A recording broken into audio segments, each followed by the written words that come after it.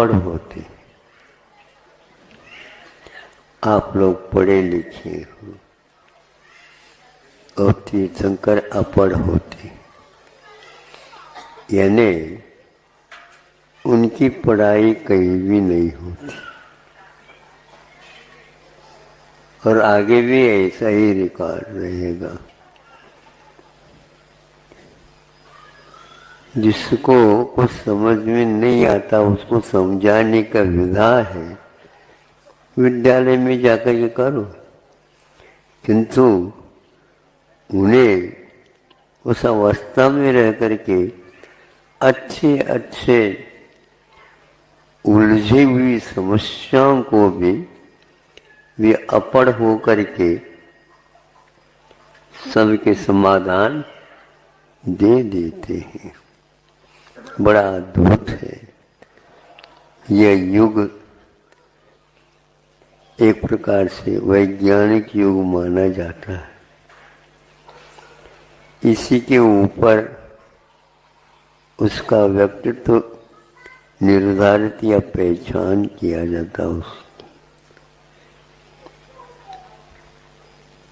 देवों में भी कहीं सुनने में मिलता नहीं, वो भी पाठशाला या विद्यालय जाते हो।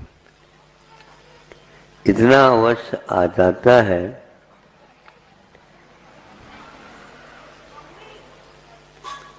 वो गुरु कहलाते हैं। वो स्वर्ग में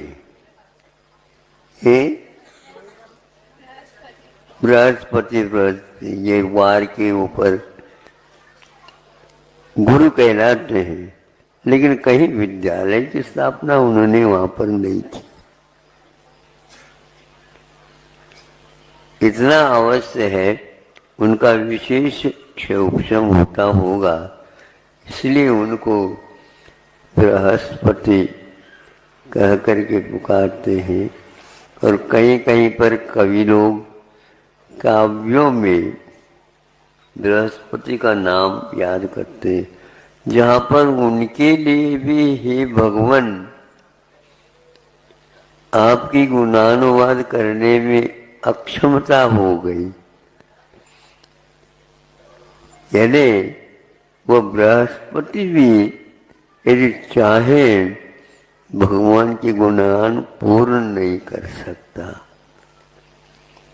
ऐसा आपका व्यक्तित्व है, फिर भी आप पढ़े लिखे नहीं रहे।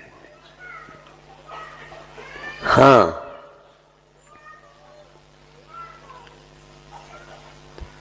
समझ में नहीं आता ऐसे नहीं, समझते नहीं, इसीलिए विद्यालय खोल करके उनको समझाया जाता है। और समझाने के उपरांत भी जिसको समझ में, तो हम तुम जैसे में उनका समावेश हो जाता है। आप अपने आप को पढ़े लिखे मत समझो। एक हाइकू बहुत दिन पहले लिखा था, उसमें से कुछ इसमें हम तथ्य समझ सकते हैं। किसी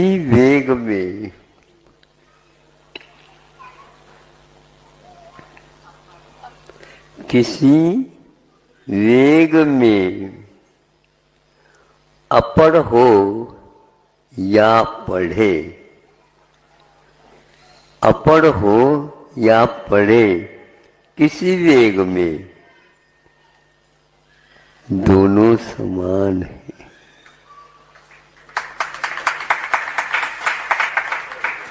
अपढ़ को भी उसी श्रेणी में हम रख सकते हैं और उसी श्रेणी में और देखते रहते हैं।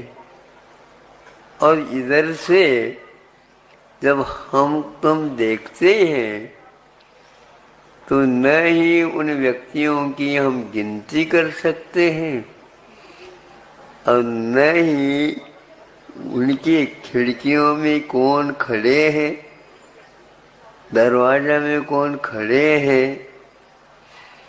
और रेल के, सुन रहे हो आप, रेल के डिब्बे कितने हैं उनकी गिनती भी नहीं कर सकते,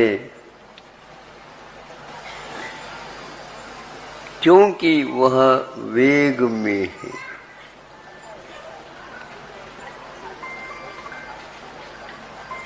तो आज का युग, आज के बच्चे, आज संतान पढ़े लिखे कुछ भी हो, माता पिताओं की कोई बात सुनते नहीं है, क्योंकि वह वेग में है।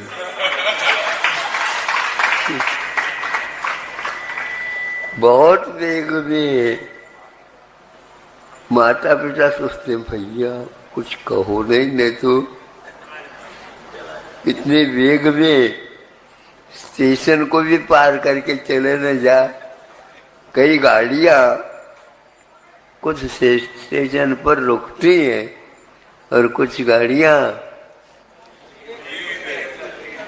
वेग होने के कारण और वहां से पहले से प्रबंध कर लेती, सिग्नल क्या बोलते हैं, वो डाल दिया जाता है, तो उसको रुकने की कोई आवश्यकता। ये वेग की बात मैंने आपके सामने रखी। उद्वेग, आवेग, वेग अब आ जाता है इससे विपरीत, वह अपड़ है और जिसके पास संवेग है, जिसके पास निर्वेग है, और वह उस संवेग के माध्यम से, निर्वेग के माध्यम से दूसरे को शांत कर सकता है, किंतु उद्वेग के माध्यम से शांत को भी अशांत किया जाता है। आप कौन सा कार्य कर रहे हो बताओ? ध्यान रखो, ज्यादा करोगे हमारा माथा तप जाएगा।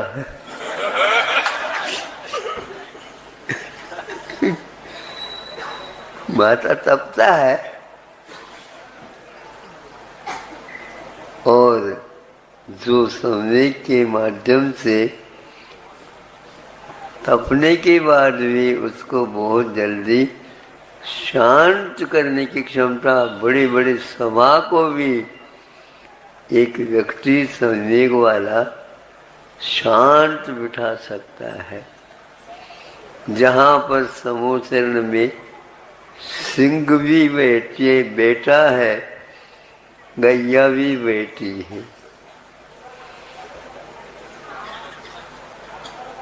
गैया की ओर सिंह देख करके खाने का भाव नहीं करता है, तो गाय भी देखती है सिंह को, और दोनों हम समान हैं, समान हैं। एक राजा और एक राजा की प्रजा दोनों एक हो जाते हैं, उसका नाम समूह शरण है।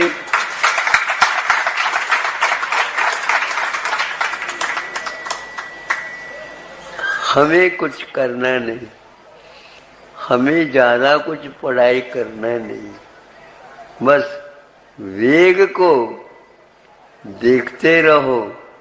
ड्राइविंग करने वाला चालक गाड़ी को चलाता है, स्वयं तो बैठा है, चला कहाँ रहा है? बिल्कुल गाड़ी चल नहीं रही है, भाग रही है, लेकिन इसके हाथ में संवेग, आवेग का अभाव होने के कारण